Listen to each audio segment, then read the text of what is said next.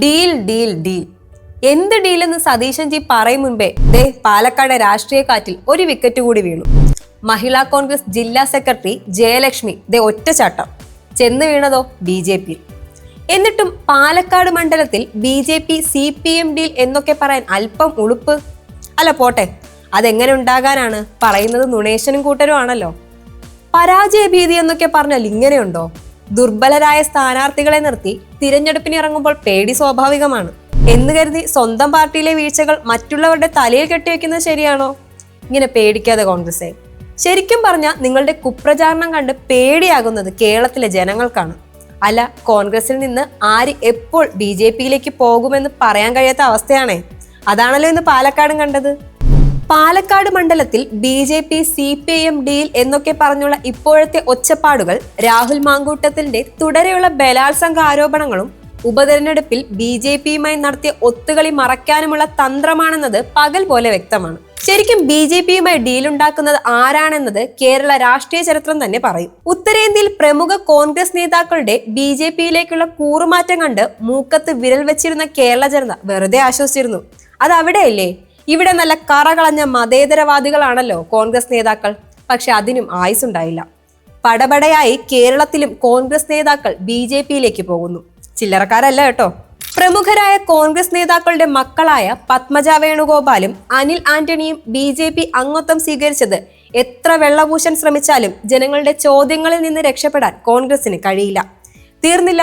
Kerala PSC മുൻ ചെയർമാനും കാലടി സർവകലാശാല വൈസ് ചാൻസലറുമായിരുന്ന ഡോക്ടർ KS രാധാകൃഷ്ണൻ. ഇങ്ങനെ നീളുകയാണ് ആ ലിസ്റ്റ്.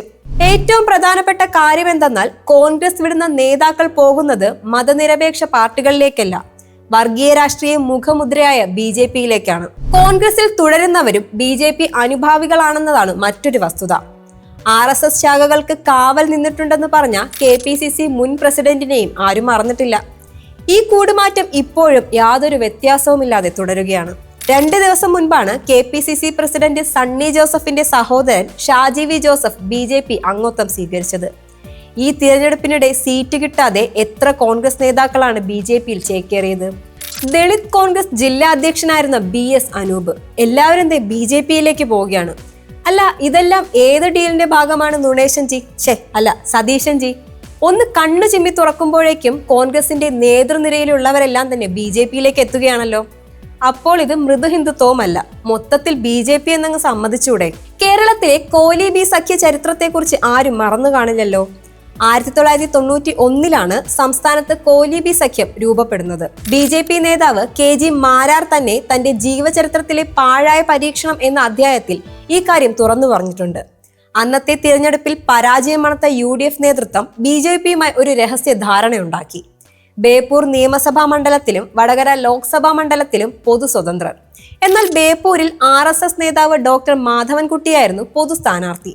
കേരളത്തിലാകെ UDFനെ പിന്തുണയ്ക്കുന്നതിന് പ്രതിഫലമായി മഞ്ചേശ്വരം നിയമസഭാ മണ്ഡലത്തിൽ BJP നേതാവ് KG മാരാർക്കെതിരെ ദുർബലനായ സ്ഥാനാർത്ഥിയെ നിർത്തുകയും വോട്ട് മറിച്ചു നൽകി അദ്ദേഹത്തെ വിജയിപ്പിക്കുകയും ചെയ്യുക.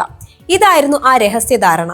ആ കോലിബി സഖ്യത്തിന്റെ തുടർ സംഭവങ്ങളാണ് തൃശൂർക്കാരെ തന്നെ ഞെട്ടിച്ചുകൊണ്ട് ലോക്സഭാ തിരഞ്ഞെടുപ്പിൽ സുരേഷ് ഗോപി ജയിച്ചതും തൃശൂരിൽ തന്നെ മറ്റത്തൂർ പഞ്ചായത്തിലും ആ കൂട്ടുകെട്ട് തുടർന്നതും. തിരുവനന്തപുരം കോർപ്പറേഷനിൽ BJPക്ക് ലഭിക്കാനായി കോൺഗ്രസ് വോട്ട് മറിച്ചതുമെല്ലാം. അപ്പോൾ ശരിക്കും ആരാണ് BJPയുമായി സഖ്യമുണ്ടാക്കുന്നത്? BJP CPM ഡീൽ എന്നൊക്കെ പടച്ചുവിടുന്നതിന് മുൻപ് സ്വന്തം പാർട്ടിയിലെ കൊഴിഞ്ഞുപോക്കുകൾ പരിശോധിക്കുന്നത് നന്നായിരിക്കും. സ്ഥാനമാനങ്ങൾ മോഹിച്ചുള്ള തല്ലുകൂടലിൽ എപ്പോഴെങ്കിലും ഇതൊന്ന് ഓർക്കണം. അധികാരമില്ലെങ്കിൽ കോൺഗ്രസിന് നിലനിൽപ്പില്ല എന്ന വസ്തുതയാണ് തുടർക്കഥയാകുന്ന കൂറുമാറ്റത്തിലൂടെ വ്യക്തമാകുന്നത്.